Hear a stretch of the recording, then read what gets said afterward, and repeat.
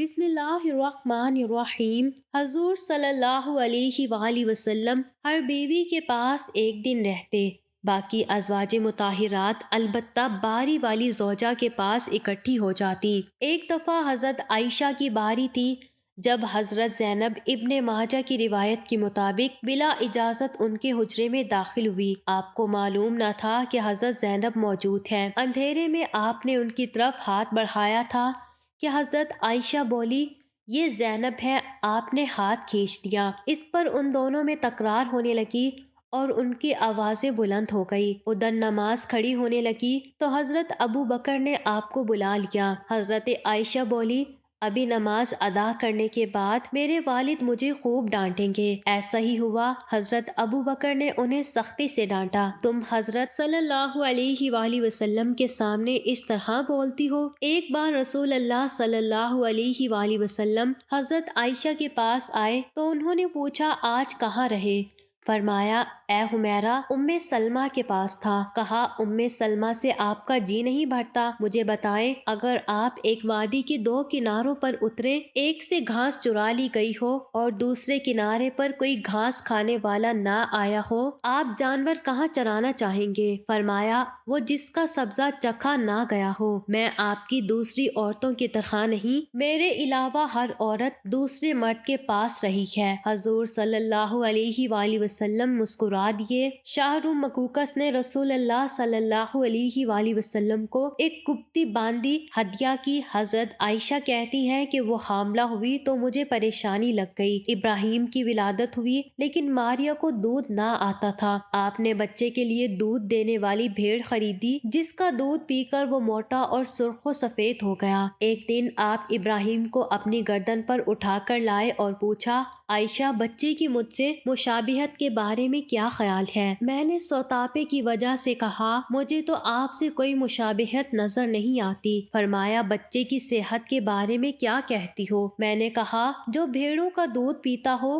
وہ ایسے ہی ہو جاتا ہے۔ حضرت عائشہ فرماتی ہے، میں ان عورتوں سے چڑھتی تھی جو اپنا آپ رسول اللہ صلی اللہ علیہ وآلہ وسلم کو ہبہ کر دیتی تھی۔ میں کہتی تھی، بھلا کوئی عورت اپنے تئیں ہبہ کر سکتی ہے؟ جب اللہ تعالیٰ نے یہ آیت اتاری، اے نبی، اپنی بیویوں میں جس کو چاہے الگ رکھے اور جسے چاہے اپنے پاس رکھے اور جسے چاہے الگ کرنے کے بعد واپس بلا لے، اس میں کوئی حرج نہیں، تو میں نے کہا، مجھے لگتا ہے آپ کا رب آپ کی خواہش پوری کرنے میں جلدی کرتا ہے۔ ابن حجر کہتے ہیں، کئی صحابیات نے اپنی جان رسول اللہ صلی اللہ علیہ وآلہ وسلم کو بخشی، مگر آپ کسی ایک کو نکاح میں نہ لائے کیونکہ یہ آپ کے منشا پر موقوف تھا، بشرطیہ کہ نبی صلی اللہ علیہ وآلہ وسلم اس کو اپنے نکاح میں لانا چاہیں۔ ابن حجر نے حضرت میمونہ رضی اللہ تعالی عنہ کے وہبہ ہونے کا بھی رد کیا ہے۔ ام المومنین حضرت سودا بنت زمعہ نے اپنی باری کا دن حضرت عائشہ کو دے دیا تھا، چنانچہ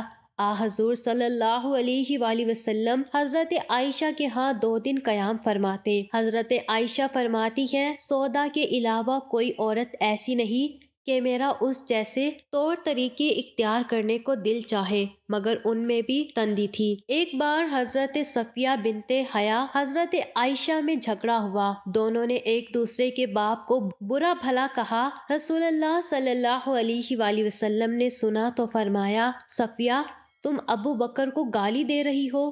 حضرت عمر فرماتے ہیں، نبی صلی اللہ علیہ وآلہ وسلم کی ازواج آپس کے رشک اور رقابت کی وجہ سے آپ سے روٹھ گئیں تو میں نے ان سے کہا، نبی صلی اللہ علیہ وآلہ وسلم تمہیں طلاق دے تو بڑی امید ہے کہ ان کا رب انہیں بدلے میں تم سے بہتر بیویاں دے دے، تو اسی مضمون کی آیت نازل ہو گئی۔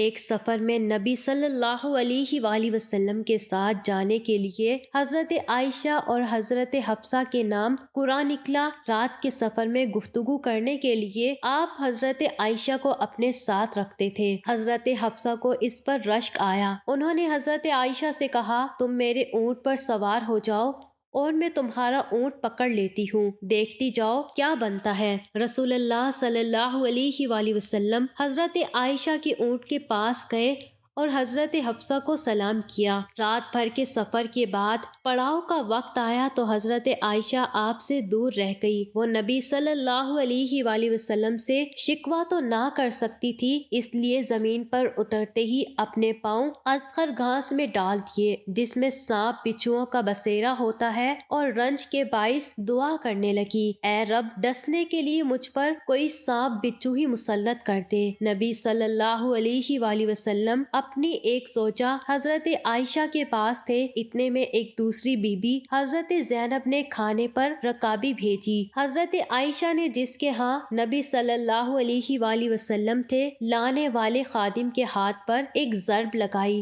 تو رکابی گر کر ٹوٹ گئی۔ آپ نے رکابی کے ٹکڑے اور گرا ہوا کھانا اکٹھا کیا اور فرمایا، تمہاری اماں ام المومنین کو رشک آ گیا تھا۔ خادم کو روک کر آپ نے گھر سے نئی رکابی دے کر رخصت کیا۔ حضرت عائشہ صدیقہ رضی اللہ تعالی عنہ فرماتی ہیں کہ ایک رات سوتے وقت میرا جسم آپ صلی اللہ علیہ وآلہ وسلم کے جسم سے مل گیا۔ آپ صلی اللہ علیہ وآلہ وسلم نے فرمایا، عائشہ کیا تم مجھے اس رات رب کی عبادت کی اجازت دیتی ہو؟ میں نے کہا، واللہ مجھے آپ کا قرب پسند ہے، تاہم میں آپ کی خواہش کو ترجیح دیتی ہوں۔ پھر آپ صلی اللہ علیہ وآلہ وسلم نے قیام کیا اور رو رو کر قرآن پاک کی تلاوت کی حتیٰ کہ آپ کے کندھے مبارک بھیگ گئے۔ پھر آپ صلی اللہ علیہ وآلہ وسلم بیٹھ کر تلاوت کرتے رہے حتیٰ کہ آپ کے پہلو آنسوؤں سے تر ہو گئے، پھر لیٹ کر تلاوت کی اور روتے رہے حتیٰ کہ زمین تر ہو گئی۔ آپ صلی اللہ علیہ وآلہ وسلم کے پاس جب حضرت بلال رضی اللہ تعالی عنہ آئے تو انہوں نے کہا، یا رسول اللہ صلی اللہ علیہ وآلہ وسلم، میرے والدین آپ پر قربان، کیا اللہ تعالیٰ نے آپ کے آئندہ اور گزشتہ کے تمام گناہ معاف نہیں کر دیے؟ فرمایا، بلال پھر میں شکر گزار بندہ نہ بنوں؟ اللہ تعالیٰ نے مجھ پر اس رات یہ آیت نازل فرمائی، یعنی آسمان اور زمین کے پیدائش میں، دن رات کی گردش میں اہل عقل کے لیے نشانیاں ہیں، جو اللہ کا ذکر کھڑے بیٹھے اور لیٹے ہر حال میں بجا لاتے ہیں، اور وہ زمین و آسمان کی پیدائش پر غور و فکر کرتے رہتے ہیں اور کہتے ہیں، اے ہمارے پروردگار، تو نے یہ سب کچھ باطل پیدا نہیں کیا، تو پاک ہے، ہمیں آگ کے عذاب سے نجات عطا فرما۔ اللہ پاک ہمیں دین کی سمجھ نصیب فرمائے اور ہمارا خاتمہ ایمان پر فرمائے، آمین۔ ناظرین، کمنٹ باکس میں ایک بار صلی اللہ علیہ وآلہ وسلم ضرور ٹائپ کریں۔